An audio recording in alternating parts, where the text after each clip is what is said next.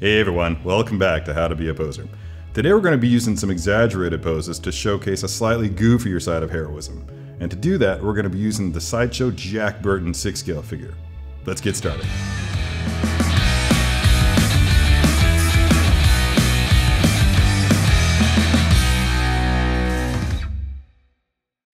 Okay, here he is, Jack Burton, still in his box exactly the way he's going to come to you. Comes with a submachine gun, a knife, some exchangeable hands, and a little guardian with a floating stand. This is going to be a lot of fun to work with, so let's get started. Alright, here he is, Jack Burton, 6-scale figure. Now, I'm going to implement the guardian in this just because I want this first pose to be basically all about the character. I want it to be like a hero pose, something that you would see maybe on a movie poster. Cool, so I've got my gun hand, got my fist, got my gun, got my clip, got my guardian stand, and so that the guardian floats, we're going to use this awesome Sideshow hex base. Now, let's get those hands out, as first. As always, first up is the hands. Pops right out, that's great. Also pops right out. Ooh, I love it when things come together like that way. Alright. Hand number one. And number two. These hands are really soft and pliable. I'm liking them already.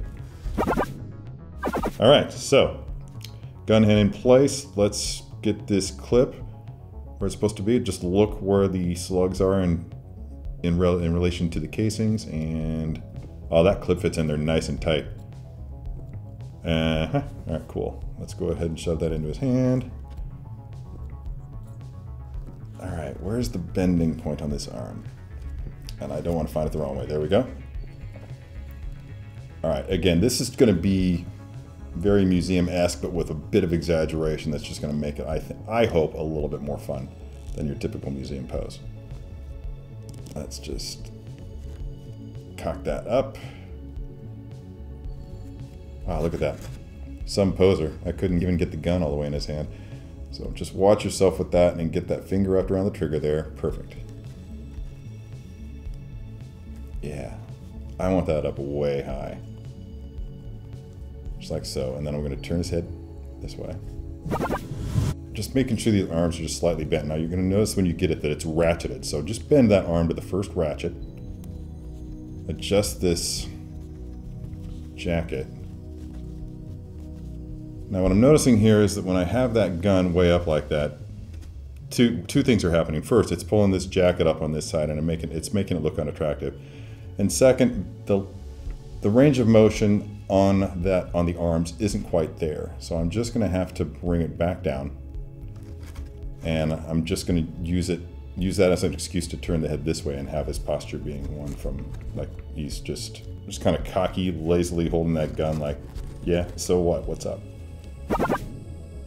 That's a good foundation. I'm going to go ahead at this point and put him on the stand, because what I want to do next is go ahead and get the guardian into the mix. And I want to see how those two interact with each other before I wrap up the pose. So there's a hole in the bottom of the guardian here, and there's a long end of the stand and the short end of the stand. The short end of the stand is going to go into the base of the guardian. Good. And the longer end, there are 3 receptacles at the back end of this stand here. You just find whichever one you want, and there's really no rhyme or reason for which one you would choose. There we go. Alright, cool. And then you can swing this guardian around in pretty much any direction that you choose. So we're going to have the guardian back here behind him, just creeping, because that's what guardians do. The idea being that Jack will have been like, wait, what's that? Listen, did you smell something? And let's turn Jack a little bit so you want this base to be at the back, and you don't want Jack to be flat to your viewing angle. And let's just have it like he's stepping a little bit. Just add some actual motion to it. Since we've got the base here and we're using the stand, which is not something we usually do in these videos, might as well take advantage of it and provide just a little bit of motion. Now see, the way I had it before, the guardian was pretty much heading straight back from Jack there. What was happening was, from my perspective, the guardian was obscured.